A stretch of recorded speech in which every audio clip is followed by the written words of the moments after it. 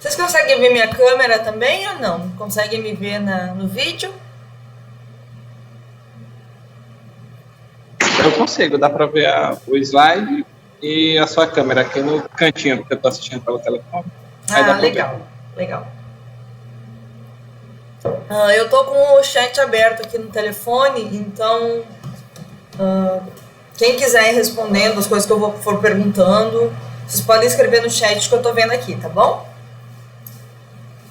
Pois bem, a aula de hoje, como eu falei, é um tema que eu considero um pouco mais leve. Não sei se é porque é um assunto que eu me interessa desde a graduação, que se chama História de Vida.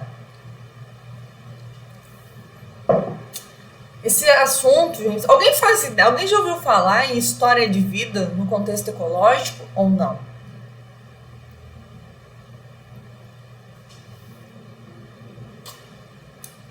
Alguém sabe o que significa história de vida na ecologia?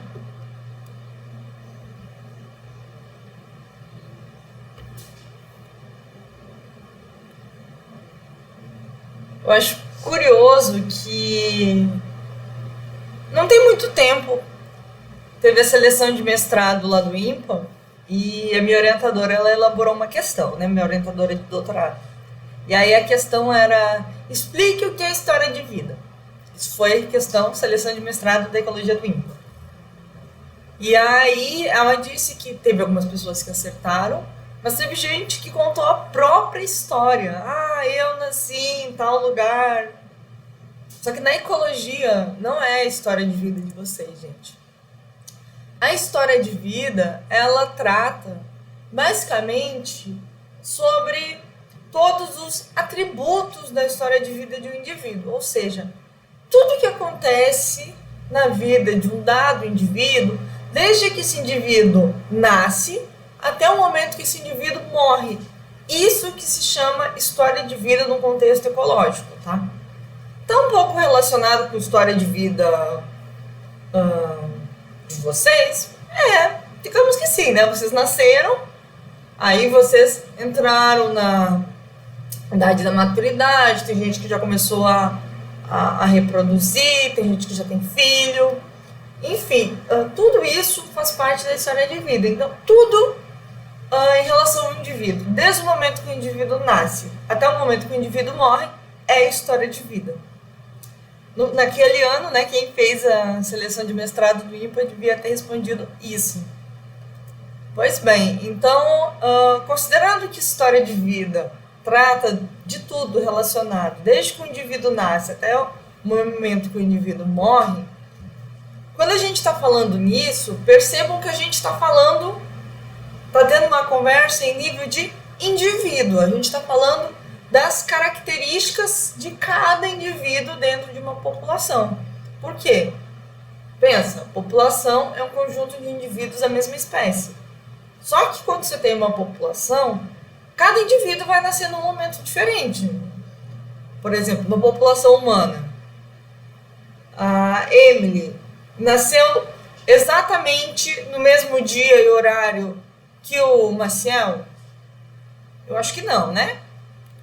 Então, assim, cada indivíduo vai ter um horário de nascimento diferente, vai ter uma maturação diferente, vai entrar em idade reprodutiva num momento diferente, vai entrar na senescência, vou falar depois melhor o que é senescência, mas o indivíduo vai acabar indo a óbito em um momento diferente. Então, quando a gente fala em coisas peculiares de cada indivíduo, a gente fala que a gente está lidando com características intrínsecas. Anotem aí no caderno de vocês que eu acho que pode ser útil. Se no futuro alguém falar, é uma característica intrínseca. Gente, esse prefixo in quer dizer dentro, tá? Então pensa, dentro do próprio indivíduo, são características do indivíduo, tá? Então, como eu falei para vocês, o conceito de história de vida é um conceito simples. Como muita coisa pode acontecer no período entre o momento que um indivíduo nasce e entre o momento que esse indivíduo morre, a gente teria coisa pra caramba para estudar, né? Então, o que os ecólogos fizeram? Eles resolveram dividir a história de vida em componentes fundamentais. Tem alguns pontos que a gente chama de ponto-chave, tá? São pontos muito importantes que a gente precisa considerar. Que pontos são esses? É o nascimento, quando o indivíduo nasce, depois quando o indivíduo começa a reproduzir e quando o indivíduo acaba falecendo, tá? Então, são basicamente, apesar da história de vida ser muito longa, por exemplo, uma pessoa que vive 100 anos, ela vai ter uma história de vida de 100 anos. Vamos pensar numa árvore, uma árvore com centenas de anos. Vamos pensar árvores de 500 anos. A história de vida dessa árvore é de 500 anos. A gente não tem como estudar exatamente ano a ano dessa árvore, mas a gente pode considerar pontos-chave, tipo, quando que ela nasceu? Quando que essa árvore começou a se reproduzir? Quando será que essa árvore vai morrer, tá? Então, aqui tem uma imagem onde a gente está representando exatamente tudo isso que eu falei, tá? Aqui embaixo a gente tem o nascimento. Aí, quando o indivíduo nasce, ele começa a crescer, né? Tá aqui, ó. Fase juvenil. O indivíduo nasce, aí ele vai passar pela infância, vai se tornar juvenil, vai chegar um momento que ele vai começar a reproduzir. Tá aqui, ó. Aí ele vai começar a reproduzir. Quanto mais sobe, maior o esforço reprodutivo. Só que chega um momento que o indivíduo ele já não consegue mais reproduzir tanto como quando ele era mais jovem, né? Aí o esforço reprodutivo dele começa a cair, até que chega um momento que ele para de reproduzir. Assim que esse indivíduo começa a parar de reproduzir, a gente entra no que a gente chama de fase pós-reprodutiva. E aí depois o indivíduo ele acaba indo a óbito devido à senescência, tá? Devido enfim, coisas resultantes da terceira idade, tá bom? Então, basicamente, isso é história de vida. Então, caso vocês façam alguma seleção de mestrado, façam algum concurso que perguntem o que é história de vida, lembrem desses 3 pontos-chave: nascimento, reprodução e morte. Tudo entre nascimento e morte é história de vida. Dúvidas até agora? Perguntas? Não, por enquanto não. Coloquei uma imagem aqui onde a gente tem a história de vida de um piolho, só para poder sumarizar isso que eu falei, né? Quem já teve piolho aqui? Ou alguém não teve piolho? Acho que é mais fácil perguntar isso. Eu? Você não Nunca teve? tive cabeça. Muito bom. Alguém mais nunca teve piolho?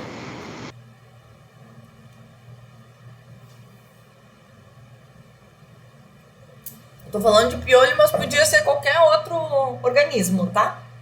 A gente tem um piolho aqui, uma imagem de um piolho. Vocês já devem ter estudado piolho em zoo, né? Em zoo 2, talvez. O professor Rafael e a professora Vânia já falaram dos piolhos para vocês?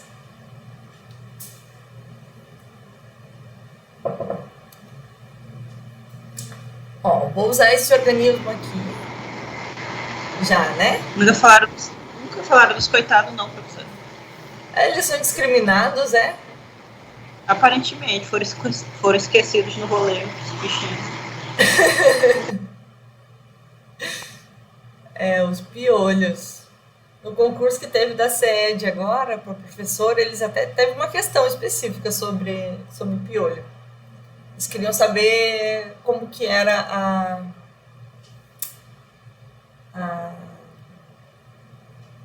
processo de... Como é que fala? Não vou lembrar do termo zoológico agora.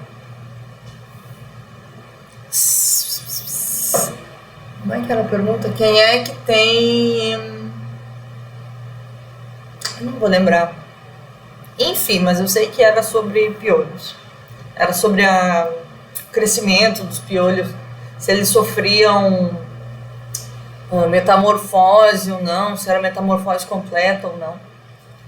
Enfim, esses bichanos aqui. Vamos pensar num piolinho. Um piolinho, gente, tá aqui, né? Vamos ver onde que eu posso começar, porque a história de vida é um ciclo. Então, vamos pensar aqui. Eu tenho 2 piolhos adultos na minha cabeça. Tá? Vamos fazer de conta que a professora tem piolho. Tenho 2 piolhos, esses piolhos se reproduzem. O que aconteceu? Eles vão botar ovinhos. Esse ovinho vai o quê? Vai nascer. Ele vai entrar na fase adolescente, vai virar adulto. Quando ele virar adulto, ele vai começar a reproduzir, vai encontrar um outro piolho para poder reproduzir, né? Vão reproduzir, vão atingir o que a gente chama de o pico do esforço reprodutivo. Então vai ser o momento onde eles mais reproduzem durante toda a vida deles. Só que vai chegar um momento que eles vão parar de reproduzir e esse piolinho vai morrer. Só que quando esse piolho morre, vai ter outro que já vai ter nascido, que vai começar a reproduzir no lugar dele. E a gente vai ter esse looping eterno dos piolhos se reproduzindo. Isso vale para humano, isso vale para gato, vale para cachorro, vale para planta, tá? Isso é um resumo do que seria uma história de vida. Existem, gente, inúmeras maneiras de a gente poder acompanhar a história de vida de um organismo. Um dos jeitos mais comuns, mais tradicionais, é através do que a gente chama de tabela de vida. Já ouviram falar em tabela de vida? Tabela de vida é muito útil quando você trabalha em nível populacional. Você tem vários indivíduos que você está acompanhando e aí você consegue acompanhar, você consegue anotar várias características, tá? Por exemplo, aqui, eu tenho um exemplo onde eu tenho a tabela de vida de borboletas, tá? Dessa borboletinha aqui, ó. Deixa eu mudar, pegar o laser de volta. Aí, o que acontece? Você começou a acompanhar a reprodução de uma dada borboleta. Aí, o que você vai fazer? Você pode anotar, olha, eu vou acompanhar o desenvolvimento como que está a taxa reprodutiva, por exemplo, dessa borboleta. Então, você vai, em dado momento, observar, por exemplo, a borboleta colocou um ovo, tá? Quantos ovos ela colocou? Quantos ovos acabaram dando origem a indivíduos vivos? Tá? Quantos, aliás, ovos não conseguiram seguir o processo de desenvolvimento? Quanto tempo demorou para esse ovo virar uma larva?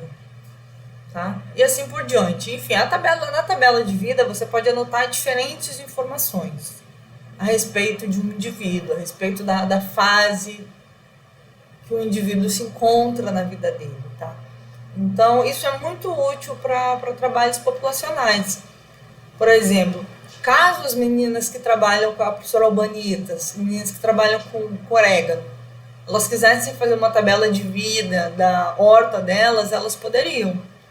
Elas poderiam ir num dia lá e olhar quantos oréganos eu tenho, quantos estão reproduzindo, como que está o processo de reprodução, quantos estão florindo, quantos já deram fruto, quantos já deram semente, quantos morreram. Enfim, dá para fazer diferentes coisas, tá? Quando a gente tem uma população e a gente está querendo acompanhar as características da vida desse indivíduo. Bom, como eu falei, os principais componentes da história de vida é o nascimento, a reprodução e a morte, né? Eu vou agora começar a falar um pouquinho mais sobre coisas específicas da reprodução, tá? Tem vários termos que eu acho que são importantes vocês saberem, termos que vão ser úteis depois para vocês poderem entender como uma comunidade funciona, enfim, para vocês poderem entender alguns conceitos básicos de biologia. Vocês precisam entender como que funciona o processo reprodutivo, quais são os fatores que são importantes quando a gente está falando em ecologia e reprodução de espécies. Pois bem, a primeira pergunta importante quando a gente está falando de reprodução é quando o indivíduo vai começar a reproduzir, tá? Então, nem todo organismo vai começar a reproduzir na mesma etapa da vida, digamos assim, ou vai demorar o mesmo tempo para reproduzir. Um humano, por exemplo, pode começar a reproduzir, não que vai, mas com 12, 13 anos o indivíduo pode começar a reproduzir. Deve, não deve, mas pode.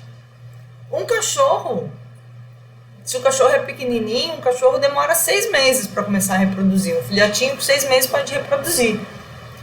Porém, se a gente pega o cachorro também, só que se a gente pega um cachorro grande, se a gente pega um pitbull, o pitbull vai demorar 1 ano para começar a reproduzir.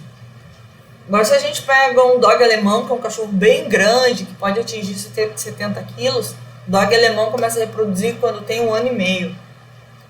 Se a gente pega um piolho começa a reproduzir quando tem 1 mês de vida, ou menos. Se a gente pega uma bactéria reproduz, ela nasce, e com meia hora de vida ela já começa a reproduzir.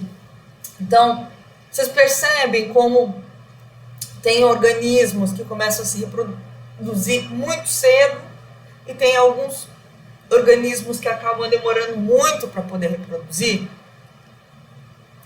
Eles vão ter momentos diferentes, tá? Por que tem indivíduo que começa a reproduzir muito cedo e por que tem indivíduo que demora muito para reproduzir? Alguém faz ideia disso?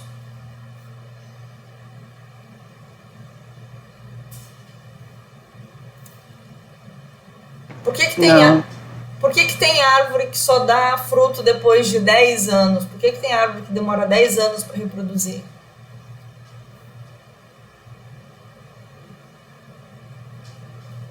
E por que uma pimenta reproduz tão rápido?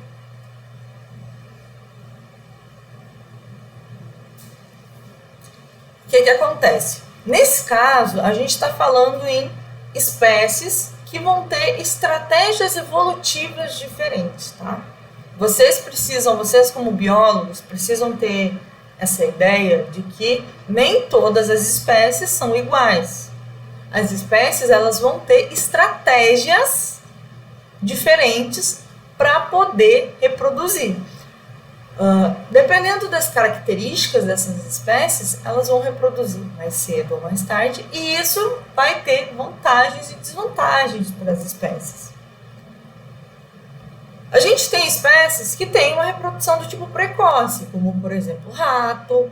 Mas eu podia falar de bactéria, eu podia falar de fungo, eu podia falar de, que mais? As próprias plantas pequenas, né? Plantas de horta, tipo orégano, tomilho, enfim. Qual é a vantagem de você ter uma reprodução muito cedo, no indivíduo com poucos meses já reproduzir? A principal vantagem, gente, é que tem alguns organismos que eles não vivem tanto tempo. Então vamos pensar num rato. Vocês acham que um rato consegue viver 30 anos?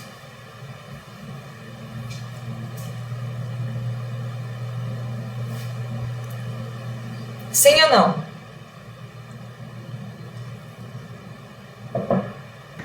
Eu acho que não. Vocês acham que um fungo, um fungo vai viver 30 anos? A depender da espécie vive. Boa resposta. Vamos pensar, o fungo do pão. Vocês acham que o fungo do pão vai conseguir reproduzir, vai conseguir viver 30 anos? Não, aí... rápido, sim. Depende do fungo, né? A tua resposta foi boa. O que acontece? Tem espécies que elas vivem pouco tempo. Elas não têm uma expectativa de vida longa. Tem espécies que vivem 6 meses, tem espécie que vive 1 ano. Então, no caso dessas espécies, é vantajoso você começar a reproduzir cedo, porque cedo você já começa a deixar descendente. Então, quando você morrer, quando esse indivíduo morrer, ele vai ter deixado o descendente, tá? E assim, por que é importante ter descendentes? Quem sabe essa resposta? Por que é importante para uma espécie ter descendente?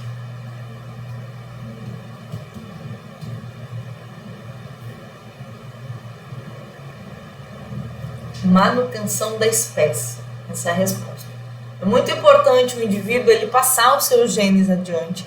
Vocês vão estudar isso em genética, vão estudar isso em biologia evolutiva. O professor Matheus vai falar muito sobre isso com vocês, tá? É importante uma espécie reproduzir porque ele vai poder passar o gene dele adiante, então essa espécie ela não vai ser extinta. Quando uma espécie vive pouco tempo, ele tem que tentar deixar o máximo de descendente possível. Então ele tem que começar a reproduzir muito cedo para poder deixar vários descendentes. Qual é a desvantagem disso? Quando o indivíduo ele começa a se reproduzir precocemente, esse indivíduo ele passa a investir toda a energia que ele tem em reprodução. Então, ele acaba ficando mais suscetível a doenças, a predadores, porque ele está tão focado em reproduzir, que esse indivíduo ele pode acabar sendo predado, pode acabar ficando doente. Então, esse indivíduo ele já vive pouco tempo, então ele tende a tentar ter o máximo de prole possível, tá? Filhos possíveis, tá? Isso é uma estratégia diferente daquelas espécies que têm uma reprodução do tipo tardia. As espécies que têm reprodução do tipo tardia são aquelas espécies que demoram muito para poder reproduzir. Então eu coloquei aqui um caju. Quando você planta um caju, o caju já vai dar fruto no próximo ano?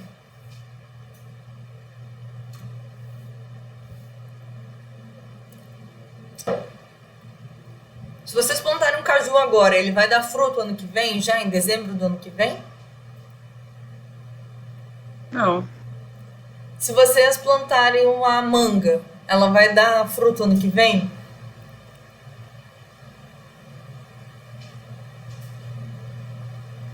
Vamos dar um exemplo mais extremo. Tem um monte de gente tendo filho agora na pandemia. Aí o bebezinho nasceu. O bebezinho, ele já vai poder ter os seus próprios filhos no ano que vem?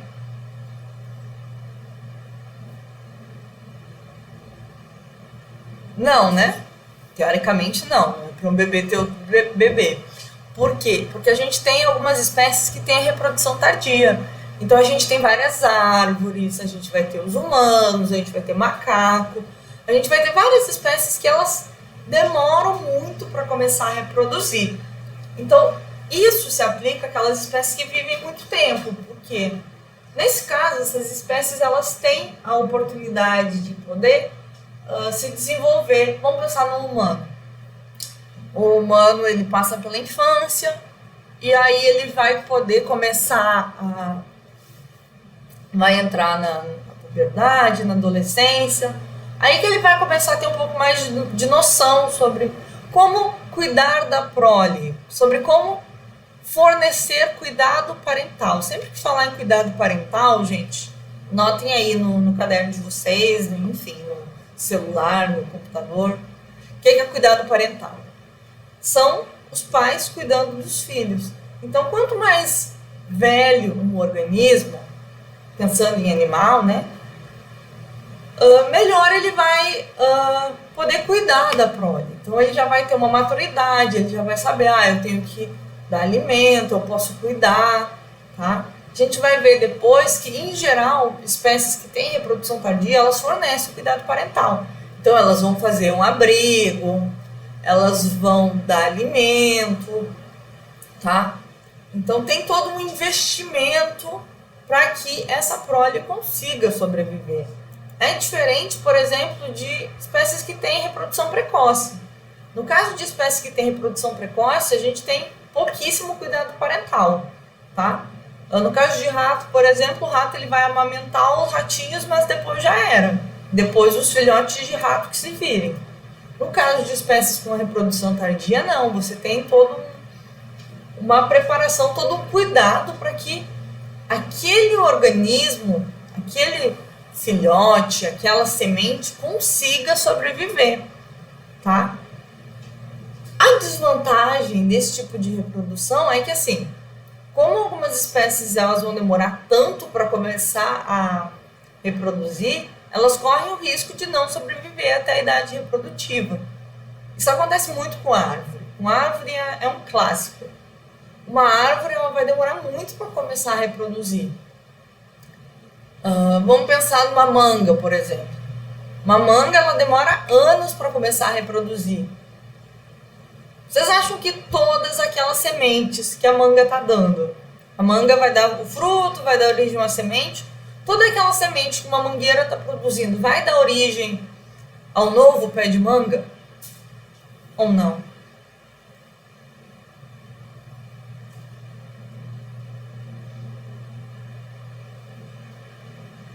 Vocês acham que uma mangueira que dá 1000 frutos, ela vai ter, ela vai conseguir dar origem a 1000 árvores novas de manga que vão dar frutos também? É improvável, né? Não. Então, a maioria... Espera. Senão a gente abandona a cidade e deixa ela para as plantas.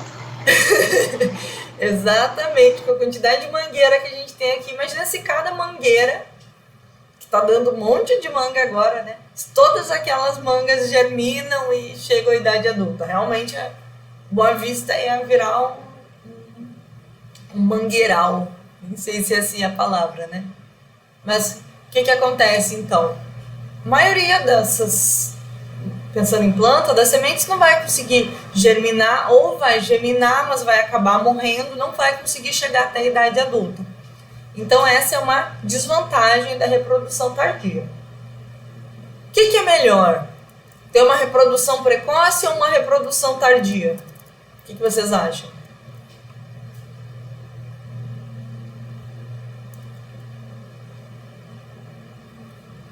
Eu acho que depende. Boa resposta. Melhor resposta que um biólogo pode dar é depende.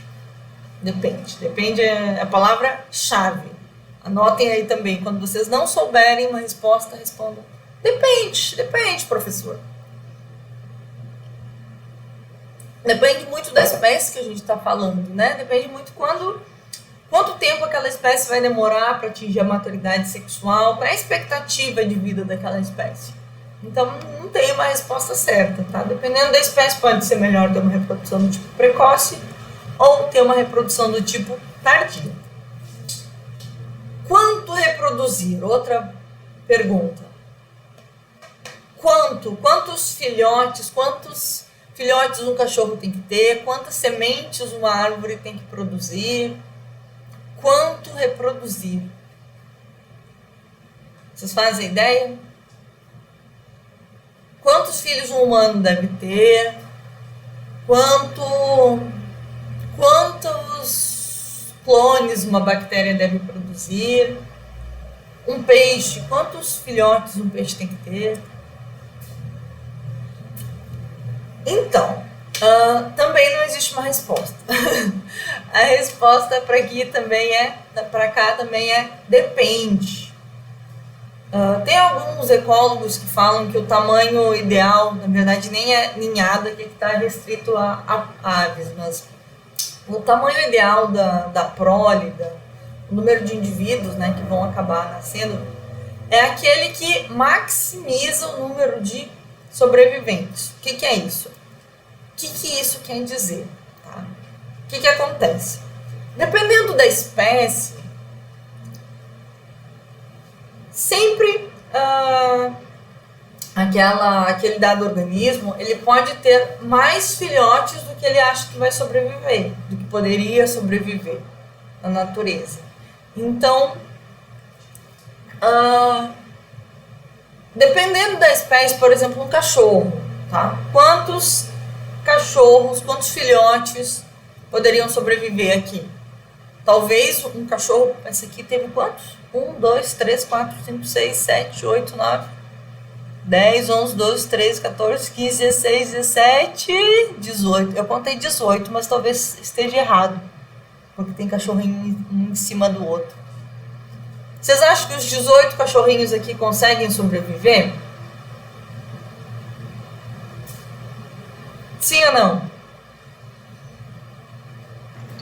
Acho pouco provável. Professora, se fosse um ambiente selvagem, até sobreviveria, eu acho. Eu não sobreviveria, pouco sobreviveria, mas como é ambiente doméstico, né? Tem um humano cuidando, então. Exatamente. Quando a gente está falando um cachorro que está em casa, que está, por exemplo, a minha mãe tem uma cachorra que teve filhote. Ela teve 12 filhotes. Se aquela cachorra ela tivesse na vida selvagem, ela não ia conseguir sobreviver, porque ela não tinha leite para todos os filhotes. Então, minha mãe, ela amamentou, digamos assim, os filhotinhos. Ela colocava leite na seringa, aí alimentava um por um, os 12 filhotinhos. Aí ela ficava horas para alimentar todos eles. Aí minha mãe ficava dando comida especial para cachorro. No fim, todos... Mentira, teve um que morreu, mas porque os filhotes mataram. Os filhotes focaram um dos filhotinhos. Mas assim, por falta de comida não foi, né? Na natureza, possivelmente eles não iam sobreviver. Porque esses indivíduos, os filhotes, eles estavam competindo entre si, tá? Pelo espaço, pelo leite. Então, em geral, o que acontece? Quando o indivíduo está reproduzindo, pensando na natureza, onde a gente não vai ter humano alimentando, geralmente os indivíduos eles têm mais prole do que vai conseguir sobreviver. Não sei se deu para entender. Por exemplo, no caso dessa cachorrinha aqui, teve uns 18 cachorros, 18 filhotes. Se ela estivesse na natureza, os 18 não iam conseguir reproduzir, não iam conseguir sobreviver e chegar à idade adulta. Possivelmente 2 ou 3 chegassem à idade adulta. Tá? Então, geralmente, as espécies elas têm mais filhotes do que realmente vão sobreviver. Por que ter vários? Porque aí, se você tem vários, pelo menos um vai conseguir sobreviver. Isso acontece muito com tartaruga. As tartarugas, gente, elas põem centenas de ovos. Vocês já viram as desovas de tartaruga? Vocês já tinham pensado sobre isso? Por que tartaruga tem tanto filhotinho?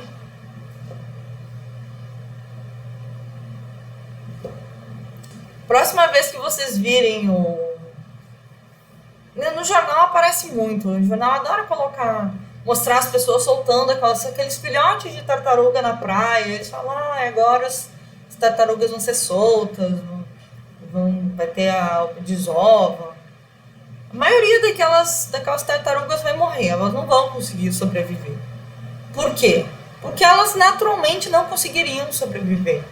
Então, uma tartaruga ela põe centenas de ovos, dezenas, centenas de ovos, porque possivelmente uma ou duas vai chegar à idade adulta.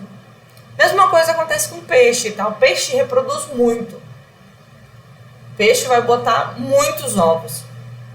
Muitos ovos mesmo. Porém, 2, 3 vão sobreviver.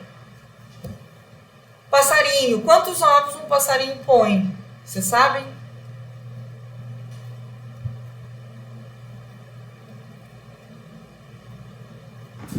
Professor, eu não faço nem ideia, mas eu chutaria assim, sei lá, 2, 3. Tá certo. Você tá boa de chute hoje. Que bom, né? Não, mas se errasse o chute também não tem problema nenhum. A gente tá aqui para conversar, a gente tá aqui para aprender. Um passarinho, em geral, eles põem de 2 a 4 ovos. Por quê? Porque você tem aquele, digamos assim... O passarinho está esperando que um filho vai sobreviver e vai chegar à idade adulta. Os outros 3 possivelmente vão morrer. A gente vai ver lá na aula de competição, que, por exemplo, no caso de passarinho, quando uma dada ave tem 3 espécies, tem 3 filhos, tem 3 indivíduos, Um indivíduo vai matar o outro, um indivíduo pode tentar jogar o outro do ninho. Acontece muito, muito, muito. Eu, como trabalho com ave, de vez em quando a galera manda mensagem: ah, professora, eu encontrei um passarinho no chão. Às vezes é o próprio irmão que jogou ele de lá. Seleção natural. Aí tem gente que fala: ah, eu quero botar de volta no ninho. Às vezes, gente, até sabia que a própria mãe pode jogar um passarinho do ninho? Às vezes a mãe percebe que aquele indivíduo está muito menor do que os outros, não vai sobreviver, ou aquele indivíduo está doente. Então a própria mãe joga ele do ninho para não ter que alimentar, para não ter que gastar energia com ele e poder investir energia no outro. Aí vem as pessoas: ah, eu vou botar de volta ele no ninho. Não coloca, é seleção natural. Você não sabe se foi o irmão que tentou matar ele, se foi a própria mãe. Estratégia evolutiva, gente. Infelizmente, o mundo é cruel. Vocês sabiam disso? Não sabia, mas é sempre triste relembrar. O mundo é cruel, gente. Próxima vez, se alguém perguntar: ah, eu encontrei um filhotinho de passarinho caído. Possivelmente foi o irmão, a mãe, o pai, alguém tentou matar ele. Então, eu, por via das dúvidas, eu nunca interfiro. Eu sempre penso que a seleção natural é cruel e é desse jeito, infelizmente, né?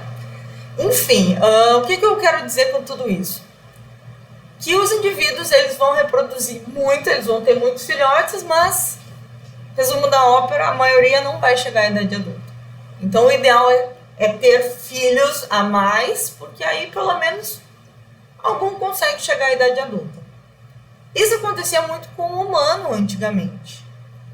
Vocês devem conhecer humanos que tiveram 20 filhos. Vocês já conheceram isso? Com as famílias antigas? Que tinham 15 filhos, 20 filhos? Eu já ouvi falar, mas tipo, eu não conheço ninguém assim. Antigamente era muito usual uma família ter 15 filhos. Por quê? Antigamente, gente, né, 100 anos atrás, ou 150 anos atrás, a gente não tinha, por exemplo, antibiótico. Então, era muito fácil alguém morrer devido a qualquer infecção bacteriana. Se a pessoa tinha pneumonia, já morria. Então, na época não tinha cesariana, então tinha muita criança que já morria no parto. Então, não tinha pré-natal, essas coisas todas. Então, a pessoa tinha 15 filhos, mas morriam vários. É muito usual, se você pegar famílias meio antigas, do interior, você vai ouvir falar: minha mãe teve, ou minha avó teve 15 filhos, mas morreram 5, morreram 6. Então, eles tinham muitos filhos, mas por quê? Nem todos iam chegar à idade adulta, então eles iam reproduzindo. Também já não tinha método contraceptivo que acabava influenciando. E eles acabavam tendo muitos filhos, mas poucos chegavam à idade adulta.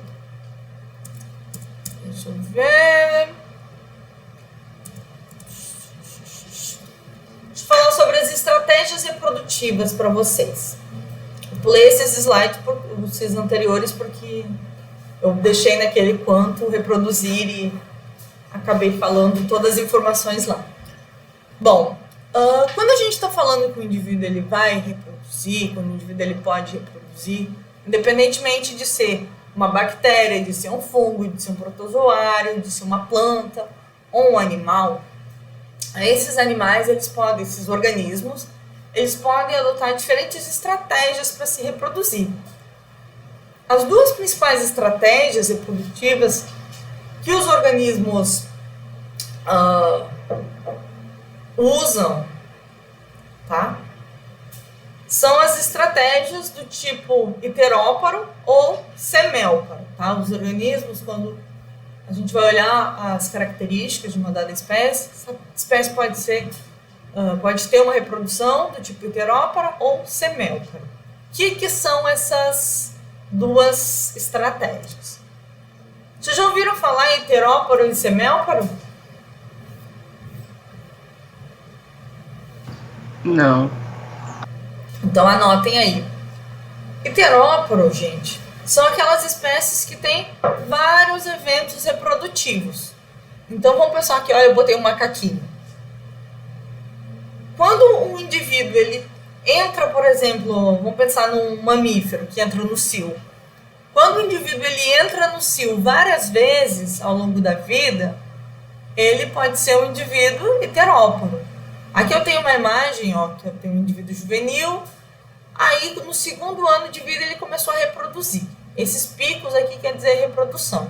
Então, ele reproduziu uma vez quando tinha 2 anos, depois reproduziu quando tinha 3, reproduziu de novo quando tinha 4, reproduziu de novo quando tinha 5. Macaco reproduz várias vezes na vida. Cachorro não tem cio, dependendo se é um cachorro pequeno a cada 6 meses, se é um cachorro grande uma vez por ano. São espécies heteróparas. Humanos podem reproduzir em vários momentos da vida.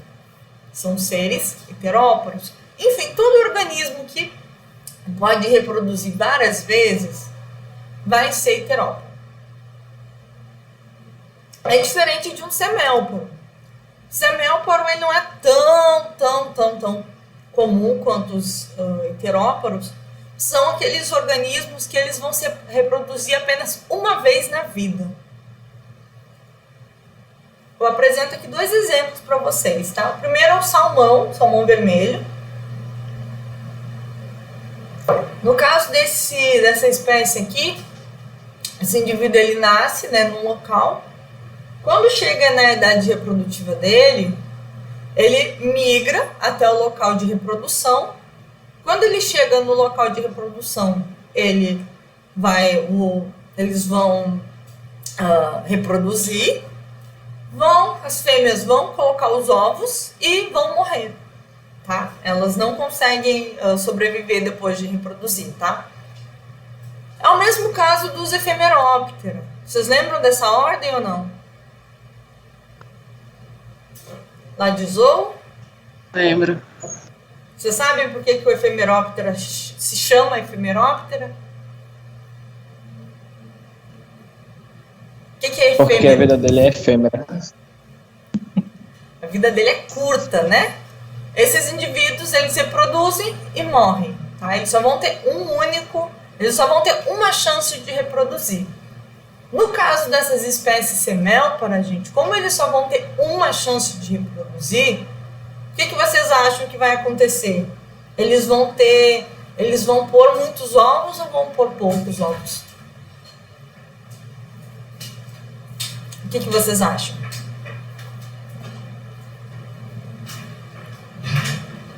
Muitos, né? Eles vão ter muitos, né? Por quê? Porque eles não têm muito tempo de vida. Então, vai ser a única chance deles reproduzir. Se eles não reproduzirem, não tiverem uma prole grande, o que vai acontecer? Eles não vão ter filhos para poderem reproduzir e passar os genes deles adiante. Então, em geral, no caso das espécies semélparas, a gente vai ter indivíduos com uma prole muito grande. É diferente das heteróporas. Como as heteróporas elas vão ter várias oportunidades de se reproduzir ao longo da vida, o que vai acontecer? Eu não preciso ter uma prole tão grande. Por exemplo, um macaquinho. O macaco vai reproduzir, vai ter um filhote esse ano, aí ano que vem ele cuida desse filhotinho até o filhotinho crescer. Aí ano que vem, quando o filho já consegue se cuidar sozinho, ele vai ter um outro filhote. E assim por diante. Então, as proles dos heteróporos, a gente pode ter proles grandes? Pode, mas elas não são tão grandes se comparadas com as proles de organismos semélporos. No caso de organismos semélporos, por exemplo, esse salmão vermelho, ele pode depositar milhares de ovos. Porque ele tem que fazer, ele não vai ter outra chance. Então ele tem que conseguir reproduzir. Bom, sobre a reprodução, os conceitos principais eram esses. Lembra que eu falei que depois que o indivíduo ele termina a fase reprodutiva, ele vai entrar na senescência, ele vai entrar na fase pós-reprodutiva. Então, nessa fase pós-reprodutiva, a gente também precisa considerar alguns fatores, porque isso é importante, principalmente na ecologia, né? Quando a gente está falando nessa fase pós-reprodutiva, nessa fase de senescência, quando a gente já está começando a falar sobre a mortalidade dos indivíduos, eu acho que um dos conceitos mais importantes que eu tenho que passar para vocês são as curvas de sobrevivência, tá? Vocês já ouviram falar em curva de sobrevivência? Não que eu me lembre. Em ecologia, se vocês forem pesquisar, até que tem bastante trabalho, tá, sobre sobrevivência, sobre curva de sobrevivência. Tem pessoas que, por exemplo, marcam mamíferos, quer ver, qual é a curva de sobrevivência de uma onça. Geralmente, quando a gente está falando de espécie ameaçada, tipo onça, o que mais? Peixe-boi, boto, a galera adora fazer curva de sobrevivência, né? Para saber o quanto essas espécies ameaçadas estão conseguindo sobreviver. Então, para onça, boto, peixe-boi é um clássico.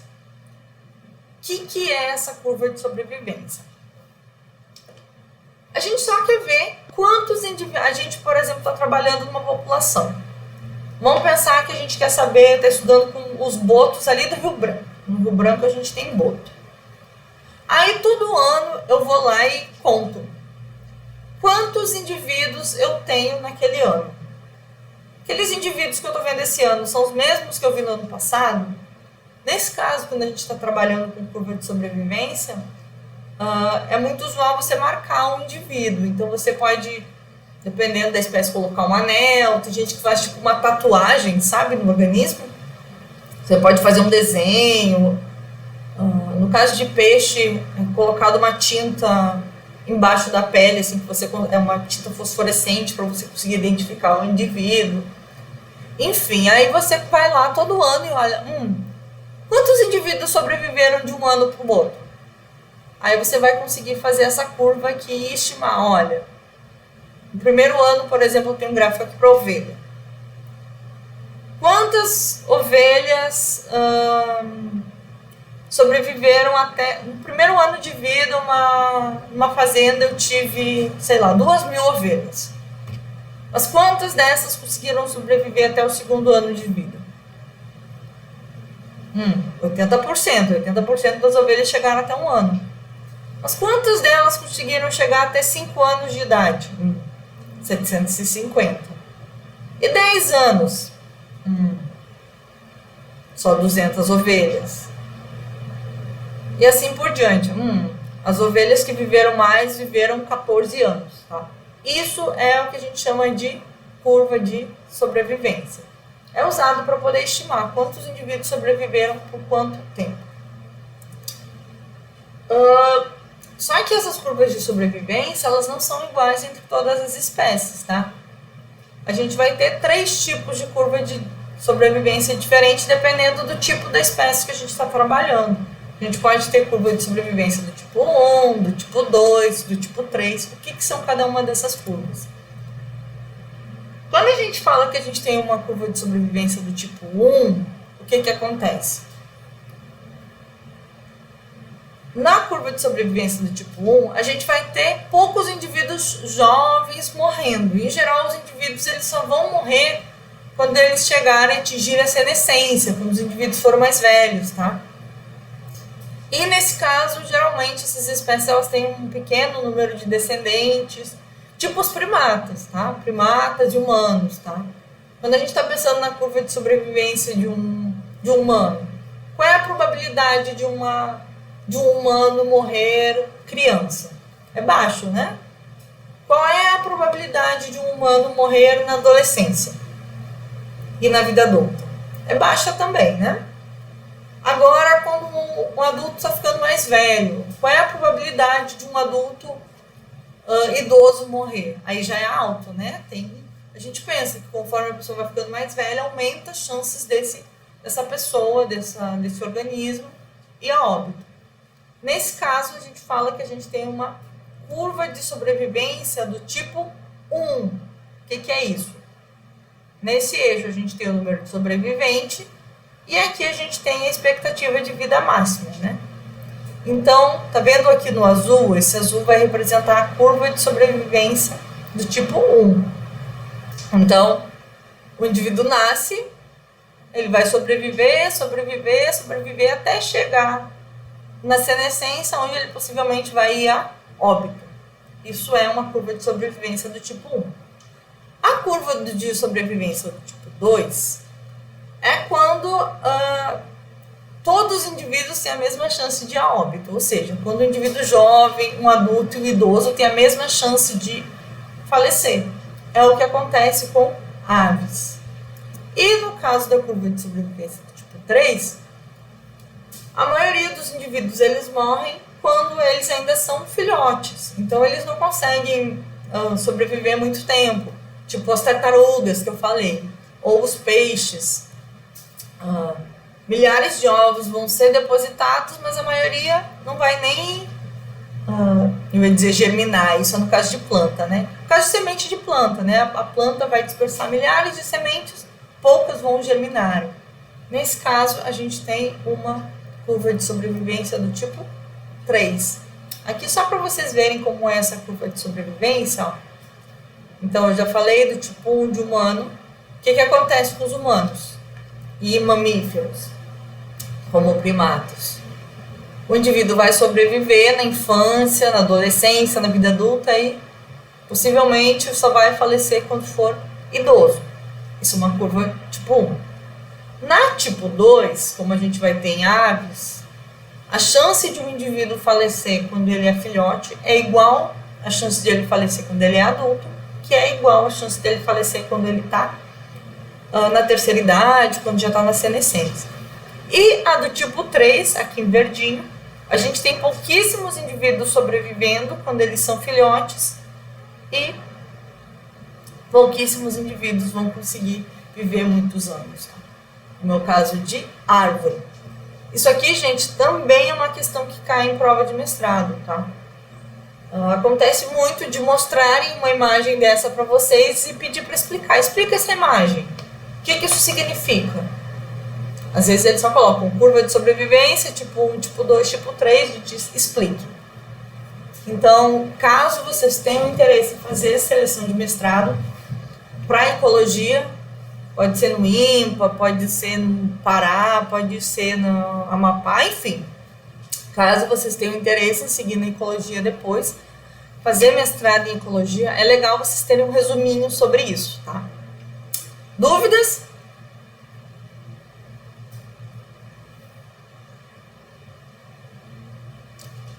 Já tô quase acabando, tá? Vou pro último tópico, só para poder fechar a aula, que são falar um pouquinho sobre a seleção R e K. Vocês já ouviram falar em seleção R e seleção K?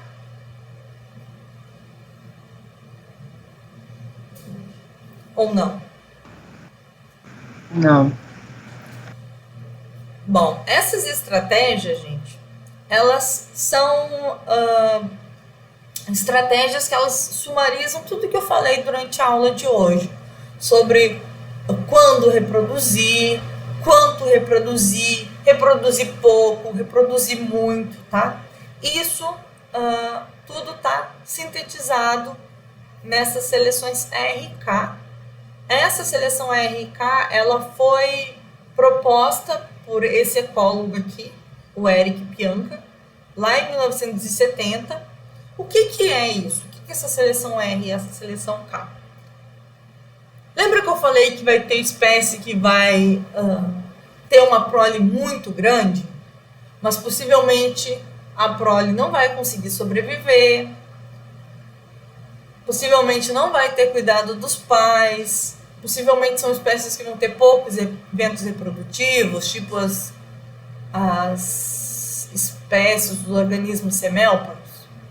Quando a gente tem um organismo com essas características, a gente fala que a gente tem espécies R estrategistas, tá? Esse R não é de rápido, mas eu, para não confundir, para conseguir memorizar, eu geralmente penso em R de rápido.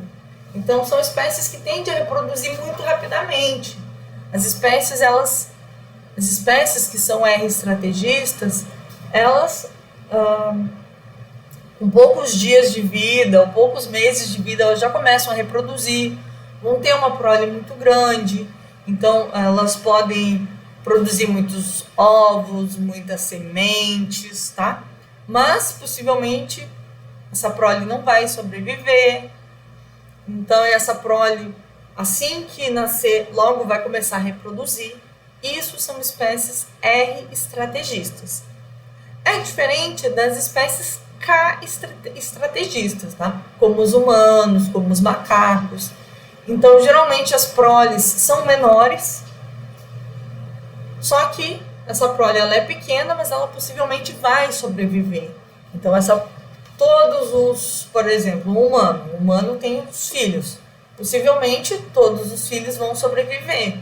E eles vão ter uma maturação sexual tardia. Então, eles só vão começar a reproduzir depois de adultos.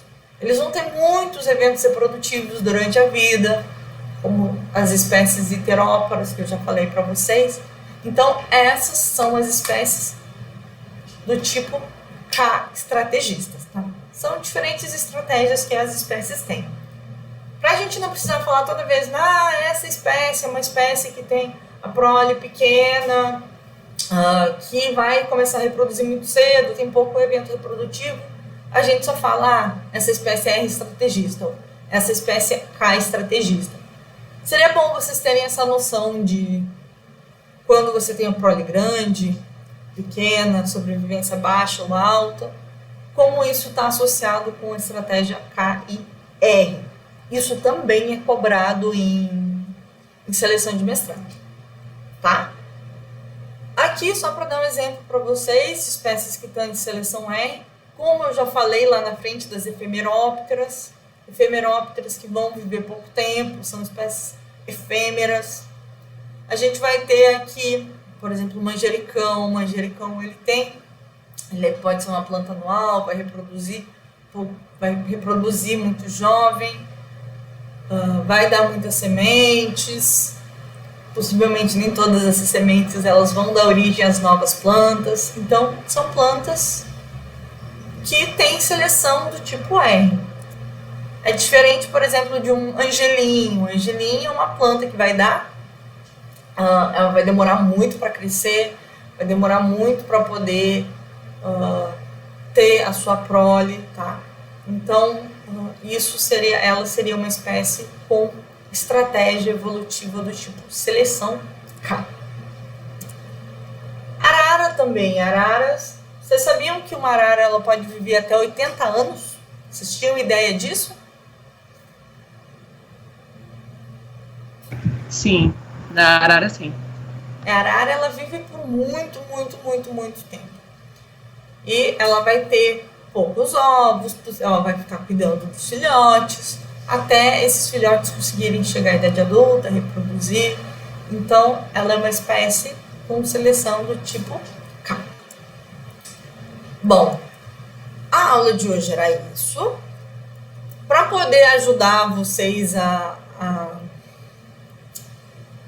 organizar os pensamentos, a pensar no conteúdo da aula, eu quero que vocês respondam a essa questão, tá? Não precisa ser agora exatamente, descansem, vai lá, relaxem um pouco, depois vocês pensem como vocês vão responder, tá? Eu quero que vocês estabeleçam uma relação entre os conceitos de semioparidade e heteroparidade com os conceitos de seleção R e seleção K e deem exemplos diferentes dos exemplos que eu dei em aula, tá? Se quiserem procurar algum artigo, alguma coisa do gênero, tá? Isso aqui foi uma questão que caiu no mestrado, não vou lembrar de qual lugar, mas, enfim, só para vocês verem como isso é uma coisa muito recorrente para quem quer fazer pós-graduação em ecologia. Tá certo, gente? Ok, prof.